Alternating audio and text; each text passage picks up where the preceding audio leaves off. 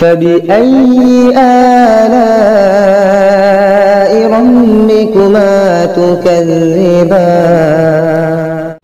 بسم الله الرحمن الرحيم الحمد لله رب العالمين والصلاة والسلام على سيد الأنبياء والمرسلين محمد وآله وأصحابه أجمعين ومن تبعهم بإحسان إلى يوم الدين أما بعد فأعوذ بالله من الشيطان الرجيم بسم الله الرحمن الرحيم سبحان الذي خلق الأزواج كلها مما تنبت الأرض ومن أنفسهم ومما لا يعلمون صدق الله العظيم محترم سامعین کرام،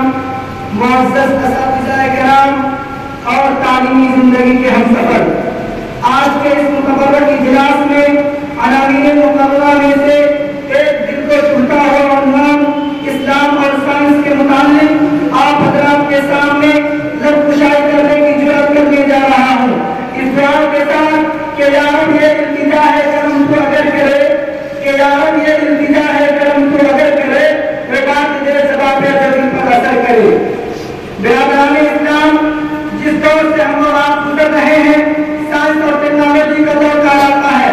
آج قدم قدم پر سائنسی ایجادات ہیں، مادیت کے نئے نئے انکشافات کا چرچا ہے، انسانیت کے دامن میں علم و دانش کی بھرپور تجلیہ ہے، بلندیاں اس کے سامنے سمجھ چکی ہے، حقیقتوں کے جاننے کا جذبہ آج عروج پر ہے، اور یہی چیز سائنسی تحقیقات کا محور بنی ہوئی ہے، اور خدا نے قدوس نے بھی اپنے انسانی کی گروہوں کو کھول دیا، جس کا نتیجہ ہے کہ آج انسان ہواؤں کے بیڑ پہ اڑ رہا ہے، فضا میں اسٹیشن بنا رہا ہے، چاند پر گھومنے جا رہا ہے، سورج کی شعاعوں کو گرفتار کر رہا ہے، زمین کے پوشیدہ خزانوں کو نکال رہا ہے۔ غرض کہ آج سائنس اور ٹیکنالوجی نے اتنی ترقی کی جس کا تصور ہی نہیں کیا جا سکتا تھا، لیکن سوال یہ ہے کہ کیا سائنسی ایجادات اسلام کے لیے چیلنج ہے؟ کیا مذہب اسلام پر اس کی صداقت و حقانیت پر کوئی زور پڑتا ہے؟ کیا اسے اسلامی عقائد پر کوئی حق آتا ہے؟ نہیں، بلکہ اسے اسلامی عقائد کی تائید ہوتی ہے، قرآن دعوے کی حقانیت سن کر سامنے آتی ہے۔ قرآن نے 1400 سال پہلے اعلان کیا تھا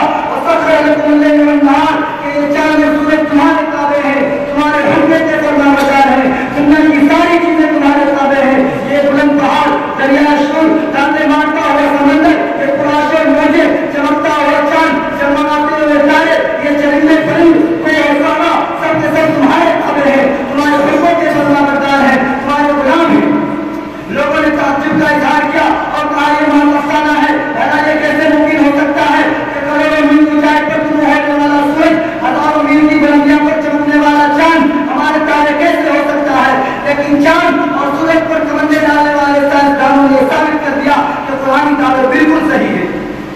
اسی طرح محمد عربی صلی اللہ علیہ وسلم کو خدا نے معراج کرا کر ہم کلامی کا شرط عطا کیا تو حضور صلی اللہ علیہ وسلم نے کفار و مشرکین سے کہا کہ آج رات میں نے بیت المقدس کا سفر کیا، راتوں رات آسمان پر گیا، خدا سے کلام کیا، تو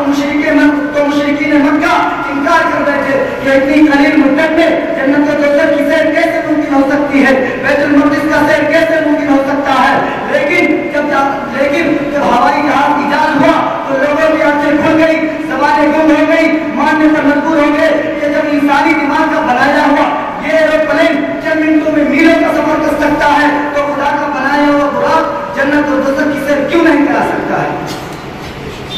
آج سائنس کہتی ہے کہ جب انسان کو چھینک آتی ہے تو اس کے دل کی حرکت چلنے کے لیے بند ہو جاتی ہے، روح کا رشتہ اس سے ٹوٹ جاتا ہے، جبکہ میرے نبی محمد عربی صلی اللہ علیہ وسلم نے آج سے 1400 سال پہلے ہی بیان کر دیا تھا کہ جب تم کو چھینک آئے تو الحمدللہ کرو، جس کا فلسفہ یہی تھا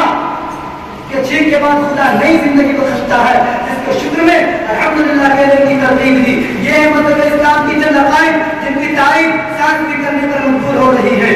لیکن بزرگوں یہ بات روشن کی طرح آیا ہے کہ اسلام کو سائنسی پیمانے پر نہیں تولا جا سکتا، اسلام کو سائنسی پیمانے پر نہیں تولا جا سکتا۔ اسلام ایک عالمگیر اور آفاقی مذہب ہے، اسلام کا تعلق، اسلام کا رشتہ انسان کی روح کے مانند ہے، سائنس کا تعلق انسان سے جسم کے مانند ہے۔ یہی وجہ ہے کہ آپ دنیا میں متاع عیش و عشرت کے باوجود انسان حقیقی خوشی اور خوشحالی سے محروم ہے۔ دور جدید میں انسان کی جسمانی تقاضے کو تو پورا کیا لیکن روحانی تقاضے کو پورا نہیں کیا۔ انسان کے سائنس نے مادیت کے سازو سامان پہ بہت کیے مگر اس کے خدا کو اس سے چھین لیا. جسم کی خوراک کا تو انتظام کیا مگر روح کو فاقہ کی دلدل میں پہنچا کر چھوڑ دیا. جسے دیکھ کر علماء اقبال نے کیا خوب رونا رویا ہے. ڈھونڈنے والا ستاروں کی گزرگاہوں کا اپنے افکار کی دنیا میں سفر کر نہ سکا. اپنی حکمت کے خمے پیچ میں الجھا ایسا آج تک فیصلہ نفع و سبب کر نہ سکا. جس نے سورج کی شعاعوں کو گرفتار کیا زندگی کی شب تاریخ صاحب کر نہ سکا.